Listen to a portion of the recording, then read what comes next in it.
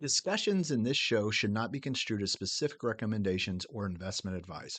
Always consult your investment professional before making important investment decisions. Securities offered through registered representatives of Cambridge Investment Research, a broker-dealer member FINRA SIPC. Advisory services through Cambridge Investment Research, Inc., a registered investment advisor. Cambridge and Houston First Financial Group are not affiliated. Welcome to Money Matters with Chris Hensley, where we spotlight financial literacy issues in the Houston community and beyond. And now your host, Chris Hensley. But I think it went down a little bit deeper than that. People suddenly started turning to DEI and saying it's bad, it's evil, it's discriminatory, and it's none of those things if you really understand it. Unfortunately, people start to focus on one or two elements of diversity, and generally it's going to be race and skin color. So they're looking at that and not recognizing when we really talk about diversity, there is so much more to it. There are so many facets to it that go well beyond just what you look like. It's where you were raised, the kind of work you do, with so many other things that enter into it. What if I told you that DEI isn't dead, it's just been completely misunderstood, and that the real key to employee engagement isn't perks or paychecks, but inclusion?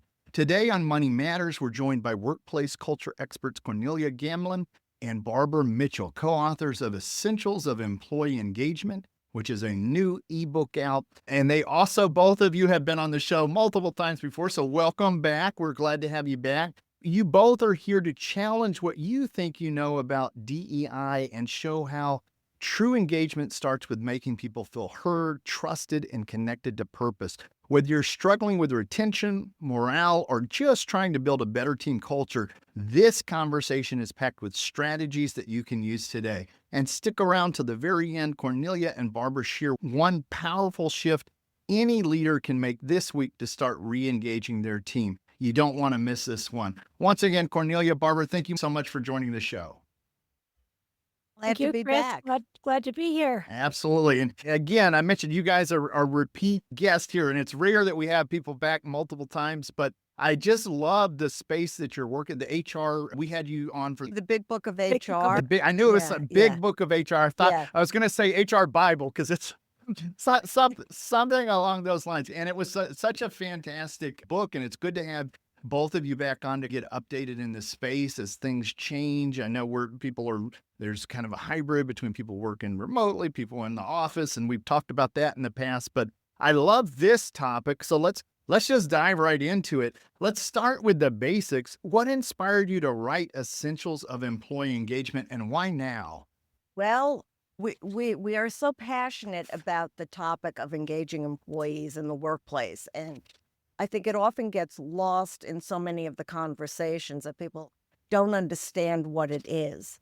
You mention engagement sometimes, and people think, oh, we've got to throw some parties and we've got to do what a colleague used to always call the feel-good stuff. And yeah, those are all nice to have kinds of things, but it goes much deeper than that, doesn't it, Barbara? Absolutely. We want to really make people feel heard. We want to make them feel as if they are part of something that's bigger than they are, because we keep hearing this from employees. They want to be part of something. They don't just want to go to work and get paid. Yes, they want those things. They want to get paid, of course, and have benefits and all the good stuff. But what they really want is to be passionate about the work that they do. And we think that talking about engagement is one way to do that. Let people be heard and understood. I love that. And I know we're working in different models now. There's people still working in the office and people working remotely or some kind of hybrid version of that. And it's real easy to get isolated and off by yourself and not feel like you're part of a bigger picture there. So let's talk about now. You've written extensively on HR and management in the past. How does employee engagement connect with your past work? Is this a natural evolution or a shift in the focus? Oh, it's definitely part of the whole model that we've been working in a long time. But yes, I think it's a different twist to it, perhaps, is that we're talking about it as engaging employees. not just working with people. We want them to be just really, really focused on the work that they're doing and enjoying the work that they're doing and wanting to, again, as I said a moment ago, wanting to be part of something that's bigger than they are. And I think if you focus on those kind of topics, it's a little bit different from just managing. It's managing in a perhaps a little bit different way. Cornelia, you got some Yeah, thoughts? yeah. The other thing that I would add to that is you mentioned that the workplace is changing. Well, the workforce is changing too as new Yes. generations are coming into the workplace. And it's not, for them, it's not the same model for the newer entrants. They were raised in a different time. They have different expectations than perhaps their boomer grandparents did, or even their Gen X parents did. And it's very, very important to them the type of an organization that they work for. They want to be committed to the organization itself, as well as the work that they're doing within the organization. So if they go to work for someplace and there's a lot of bad press around it, they're going to leave. They just don't want to be part of that because reputation is so, so very important to them. What we find, we find too, Chris, is that people don't even join organizations if they don't feel committed to the organization. They do research, extensive research, before they actually make a commitment to join an organization. So as an employer, you may be missing out on big time employee numbers just because you are not treating people well in the first place and engaging them in the work that they want to do. So it's even that more basic than even joining the organization. They don't want to join it unless they can be part of something.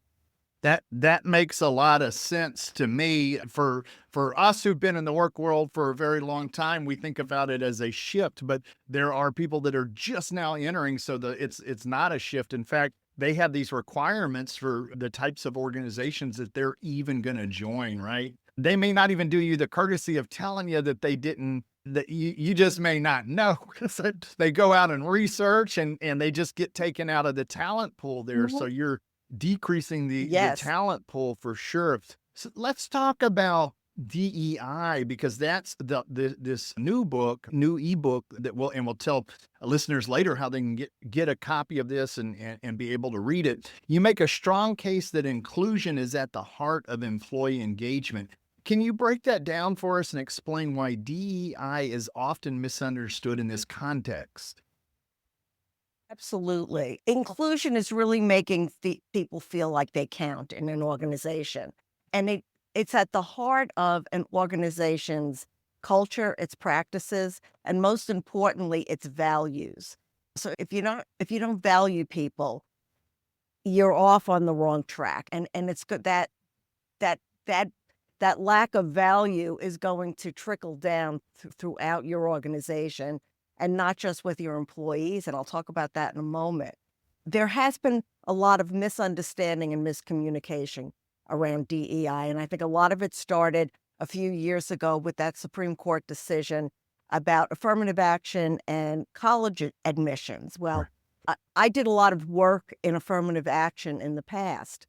What goes on in an organization around affirmative action and what goes on in college admissions are two entirely different things. There was too much of a blending of that without separating it out and trying to understand it.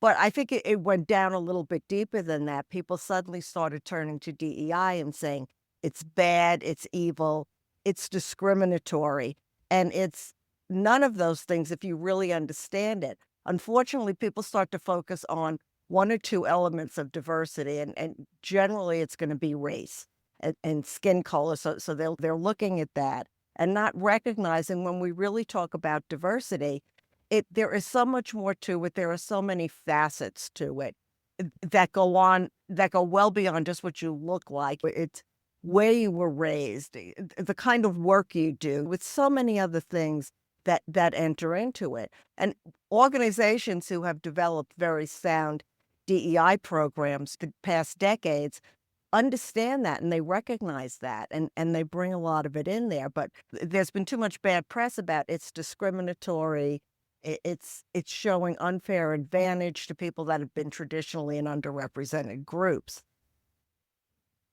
And that's really where the problem is because you start eliminating some of that.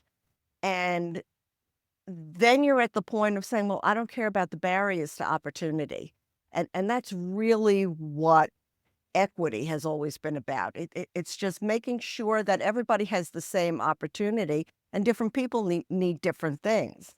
But what can happen in your organization if you start removing some of this and this culture begins to emerge where people feel they can't speak out, as Barbara was saying earlier, they can't really be part of it. They're going to start to leave. And as they leave, you're going to have turnover, which has costs associated with it. As they leave, they're also going to take a lot of knowledge that they gained in your organization and bring it elsewhere. So from a competitive point of view, you're at a disadvantage. And you're also letting very good resources walk out the door. As we talked earlier, these are people that are passionate about it.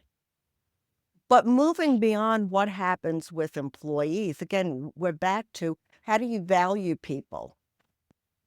Do you really care about people and not just employees? Well, customers are going to start to look at that and say, well, you don't value what people bring to you, so why should I shop at your stores? And Target saw that. They had a big backlash when they started to retreat on their diversity initiatives. I think a number of lawsuits have come about from it, but I know that they had a lot of protests at many of their stores, and they saw a decline in sales. So it hit the bottom line. The other thing you have to be concerned about is investors, especially if you're a small company, maybe you don't have that same issue. But for a larger company that's publicly traded, investors are going to start to say, why should I put my money in your organization? And Costco had a situation a few months back that's almost the opposite of Target. There was some activists that went to the board and said, you've got to scale back your DEI activities. And the board said no. And they got pushback and they would not do it. And what happened? Their sales and revenue went up over the same period for another year. So people are watching this. Yeah. But investors are looking at it, customers are looking at it. So it goes well, and it also gets you back to engagement because it may not be employee engagement, but how are you engaging your customers? How are you engaging the community that's around you if you're really not valuing people? Because your customers are people, your investors are people, just as your employees are people. I was just going to Yeah. say, Chris, one of the things that we talk a lot about is that organizations are smart enough to finally, I think, realize they cannot do their jobs. They cannot open their doors. They cannot be a company without qualified employees. And it's just that simple. I mean, how many times do I say that in a day, Cornelia? Right. It's just simple. If you don't have the right people, it doesn't matter what you do. And so having the right people, that's where it all starts. And then how do you treat them? How do you bring them into your organization? How do you maximize their abilities to do their jobs and make the contributions that they can make to the organization?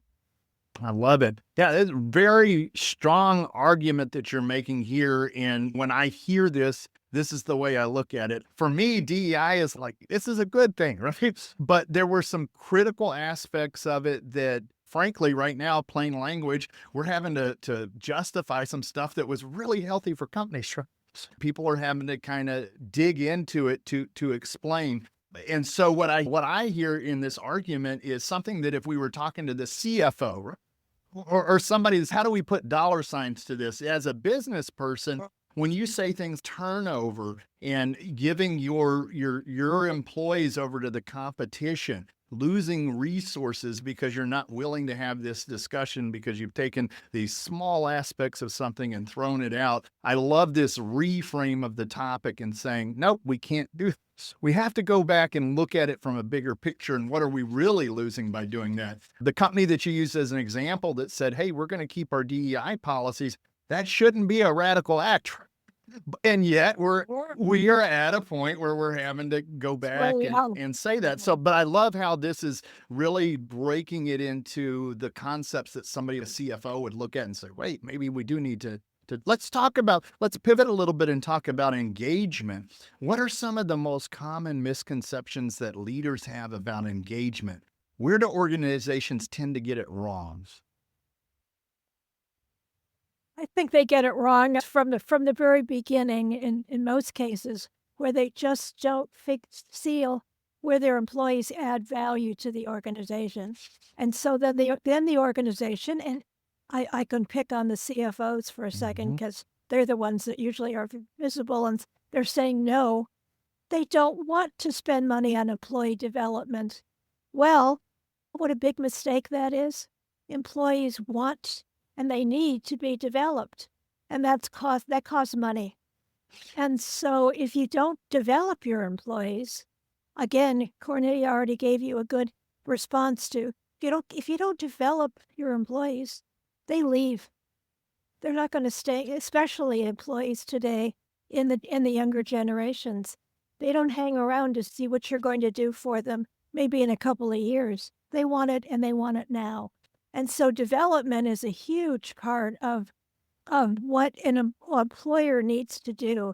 And especially the CFO needs to give you some dollars to spend to make sure that and it doesn't have to be lots and lots of money. There's lots of ways to give people development and things recognition that I think is another one that we talk a lot about.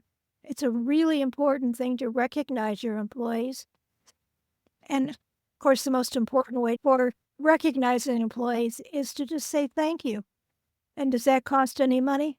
Nope, it doesn't. the other thing around development, as Barbara pointed out, there's a lot of ways you can do it without spending a lot of money. But if you put some resources in developing your employees and they're allowed to advance in the organization, it's a lot easier to move somebody internal into a new slot, especially the higher up you go in the organization, than it is to recruit from the outside.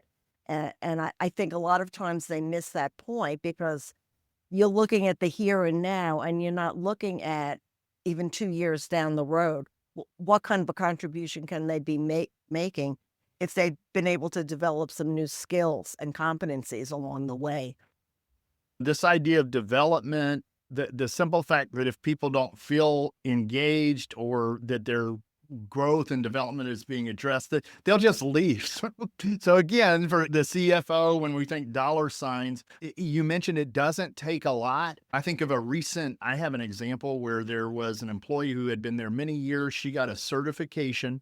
The company was trying to increase their LinkedIn presence, actually. And they put on LinkedIn, congratulations, this person for getting your certification. And the CFO or the CEO of the company said, congratulations to that person. And she had not talked to the CEO like ever. And it was one of the happiest moments for her to see that. And it literally Yeah. didn't cost them a dime other than just putting it out there. So I love that. Yeah. I love that. So this makes a lot of sense to me.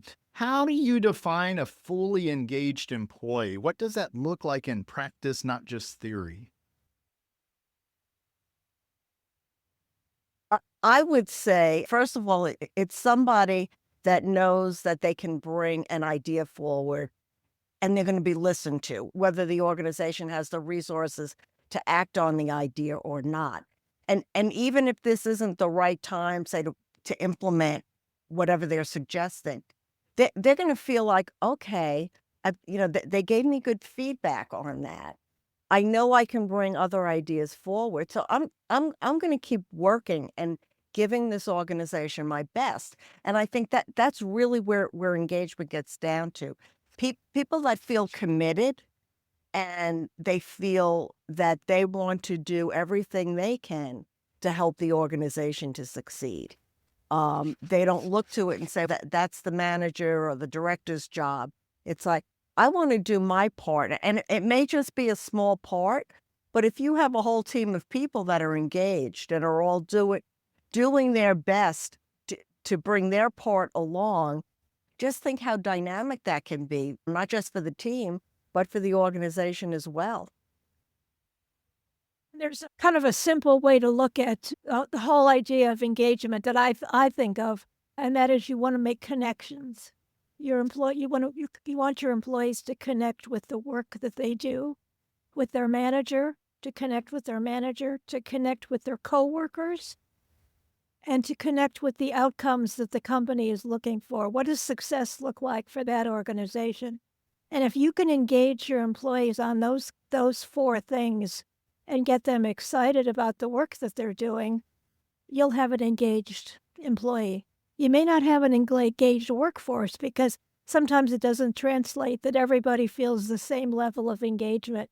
But we think that there are ways that you can maximize to the level that which you can for your organization to make sure that people feel connected and engaged.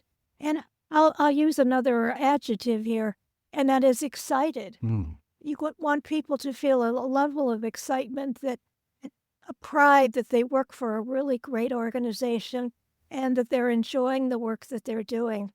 We talk a lot about in the work that we do, we talk about the word fun. And fun doesn't usually equate for many managers, it doesn't equate to this is a business. Of course, we don't have fun here. This is work. If people are having a little bit of fun along the way, it's amazing what can happen to engagement if they're enjoying the work that they're doing and they feel committed. Cornelia started with the idea of the employee feeling comfortable sharing their thoughts and their ideas. And I kind of juxtapose like a bad leader, somebody who's just a bully who shoots people down. You don't feel like you can bring this good idea to the table, right? So the idea of people being engaged and at that very basic level, giving you their best work, you have some of the strongest resources available right there in the company.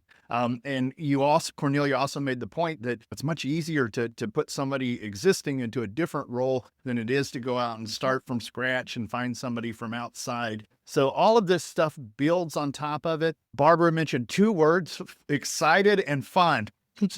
So I'm thinking back to the bully leader or the CFO or somebody that's not necessarily the first thing that they think about, but how that pays in dividends with getting your employees engaged and how you can literally say crowdsource or employee source, right? Some of your best resources right there internally in-house. So I love that. In your view, what role does leadership play in driving or destroying engagement? Are there simple actions managers can take today to improve team connection? Start with listening. And we talk a lot about listening to people, and Barbara always makes the point, and I've echoed it over and over again. In school, we're taught a lot about how to write good business writing. We're taught how to make presentations, how to give speeches. We're never taught anything about how to be a good listener. And so many people don't know how to do that. They think listening is, oh, I'm in this meeting and they're making notes because this is what I want to say next. And they haven't heard anything that anybody else has said in the meeting. I love that idea. Start with listening. That's a huge one there. And it is one of those things that kind of gets left off of the list of skills. Right? Teaches you how to write a good email, good business letter, but you think back to, did we learn that in school? And so super important as leaders to know that is one of the very first things that you can do to be connected to the team. Now you've consulted with organizations of all different sizes. Can you share an example of a company that's turned around engagement and what lessons others can take from it? That's a tough one. Yeah. Trying to think back on so many of them. I know there was one company that I worked with that they had a leader who, in the middle of a transition, they had done an acquisition of a new company. And he was making a point of when he go visit this new site, learning everybody's name. And he had a methodology that he did that by. So when he went out there and he would walk around and see people working, and he didn't just confine himself to the C-suite, to the leadership that was in this new company. He walked around and talked to everybody. And I think that went a long way in the whole transition process, because people, they suddenly felt like we're not being taken over, we're being brought in to a new organization. And he really talked to his team at the corporate office about listening to them, bringing in some of their ideas and trying to incorporate them into different parts of the organization. And I think that went a long way for their success. I mean, he was very respected. I think that's a great example. I think the larger these enterprise size companies, the larger that the companies just keep getting bigger and bigger. The idea of management by walking around and speaking individually and learning Sure. people's name is Yeah. super duper strong and good examples there. We are bumping towards the end of the show. We've got just about 4 minutes. Let's see. I want to ask y'all, if a leader is listening right now and realizes their team might be disengaged, what's the very first step you'd recommend they take? Listening would be the first thing I would do. Cornelia just already talked about that. I would make sure that, people talk about doing a listening tour or just asking people, how are things going? Some one-on-one kind of thing. Try to get to where it is that, where are you falling short? But listening would be the most important piece of it. And the second part, I think, would be if you know your organization or some people are not performing or not engaged, I would look to the coaching model. If you have coaches or you can get coaches, that one-on-one where you can sit down with an employee and talk about what it is that they need in order to do their job and get them excited about what it is, how they can contribute. That one-on-one, and that goes back to what Cornelia just said about the example that she gave. There's something quite magical about talking to a human being in our world. We all know that we've got AI ahead of us, or we're in the middle of it, or whatever. But I really do believe that being able to communicate one-on-one makes a huge, huge difference, if you can. That's a great answer there. You started with listening, and then we also talked about coaching, the idea of individual one-on-one human interaction, right? So we get further down this rabbit hole with AI and everything, that human interaction is going to be very, very important there. So we are literally right here at the end of the show. Cornelia, Barbara, what have I forgot to ask you that you'd like to share with listeners today? Know how precious your employees are. And especially as we're walking into this age of AI, I think we're going to start to see a lot of thoughts around people are dispensable, they're interchangeable, and you cannot have an organization that's running on robots and artificial intelligence. Barbara, closing thoughts as we end here? I would echo Cornelia's comment about it's caring for your employees, letting them know that they really do matter and that they are human beings. They're not just your employees. They are human beings with thoughts and ideas and lives, and acknowledging that they are human beings and that you trust them and you give them trust right back. What a great thought to leave today on. Now, for listeners who want to get a copy of the ebook, it's available through Amazon. What is the title of the ebook for them to find it? Essentials of Employee Engagement. Okay, Essentials of Employee Engagement. I know while they're there, they'll see other books that you published, right? As they go through Amazon. Yes. Is there a website if people want to get in contact with you to talk more about this? How would they go about doing that? Yeah, we do have a website, bigbookofhr.com. Both Barbara and I are also on LinkedIn, and we're both very active on LinkedIn. That's where we do the majority of our social media. So either through the website or directly through LinkedIn, where we love to meet new people. We love to engage with listeners of other shows as well. So I love it. Well, go find Barbara and Cornelia out on LinkedIn. Get a copy of the ebook through Amazon. Thank you so much for being on the show today. Thank you, Chris.